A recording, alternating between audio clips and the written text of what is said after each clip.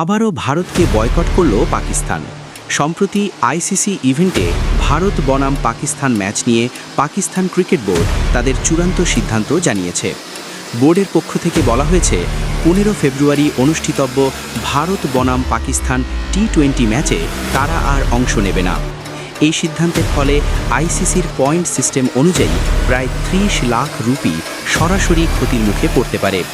পাশাপাশি ম্যাচটি না হওয়ায় টিভি সম্প্রচার ও দর্শক সংখ্যা কমে যাওয়ার কারণে ভারত ও আইসিসির মোট ক্ষতির পরিমাণ প্রায় 350 কোটি ভারতীয় রুপি হতে পারে, বাংলাদেশি মুদ্রায় যার পরিমাণ আনুমানিক 500 কোটি টাকা।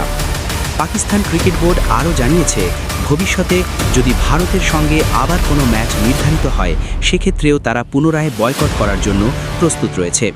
এদিকে এই বিষয়টি নিয়ে আইসিসি ও পাকিস্তান ক্রিকেট বোর্ডের মধ্যে আলোচনা চলছে। আইসিসি জানিয়েছে এ বিষয়ে খুব শিগগিরই তারা একটি গুরুত্বপূর্ণ সিদ্ধান্ত জানাবে। পাকিস্তানে পরিচালিত একটি জরিপে দেখা গেছে প্রায় 80% পাকিস্তানি বাংলাদেশকে সমর্থন করছে, যা সত্যি প্রশংসনীয়। আইসিসির পরবর্তী পদক্ষেপ কী হবে তা শিগগিরই জানানো হবে বলে সংশ্লিষ্ট সূত্রে জানা গেছে। এই ছিল আজকের সর্বশেষ আপডেট। সঙ্গে থাকার জন্য ধন্যবাদ।